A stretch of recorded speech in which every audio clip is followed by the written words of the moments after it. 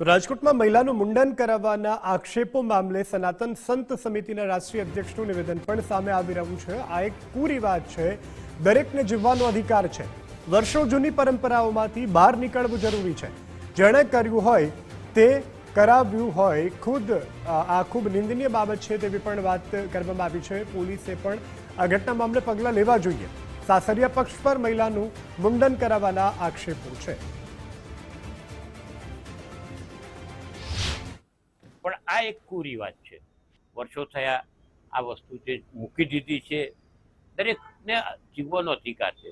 માનવતાને ધ્યાનમાં લઈને પણ એ જે પ્રક્રિયા હતી, પરંપરાઓ હતી, તેમાંથી મુક્ત થઈને બહાર નીકળવું બધાએ જરૂર છે। આ નિંદનીય કાર્ય છે। જેણે પણ કર્યું હોય કે કરાયું હોય, આ નિંદનીય કાર્યક્રમ થયો છે અને આનો અમે વિરોધ કરીએ છીએ। સમાજમાં પથદર્શક તરીકે પણ ખોટો મેસેજ જાય છે। આવો મેસેજ ન જવો જોઈએ। દરેકે જાગવાની જરૂર છે। સનાતનમાં આવી પ્રણાલીઓથી બધાએ બહાર આવવાની જરૂર। માનવતા વિરોધનો કાર્યક્રમ થયું કહેવાય અને માનવતા વિરોધનું કાર્ય કોઈ પણ થતું હોય તો માનવ અધિકારને લાંછન રૂપ કાર્ય કહેવાય, તો તેની પર પોલીસની કલમ 379 હેઠળ કામ થવું જોઈએ।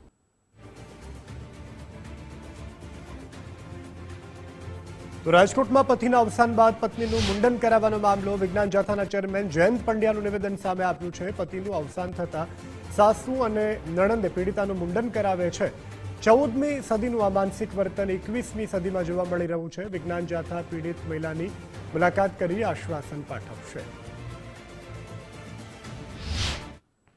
પતિના મૃત્યુ પછી ત્રીજા દિવસે પતિને શાંતિ મળે તે માટે સાસુ અને નણંદે આ પીડિત મહિલા છે, જેના પતિ મોત થયું છે, તે મહિલાને મુંડન કરાવી નાખે છે અને ક્ષોભજનક સ્થિતિમાં મૂકી દે છે।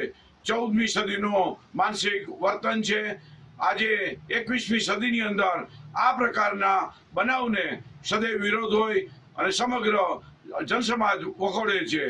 મહિલા મંડળો, મહિલા જગતના આગેવાનોએ આ મહિલાને સપોર્ટ કરી અને સાસુ અને નણંદ અને જે જવાબદારો હોય તેની સામે કડકમાં કડક કાર્યવાહી થાય, આવેદનપત્ર આપી અને માગણી કરવી જોઈએ।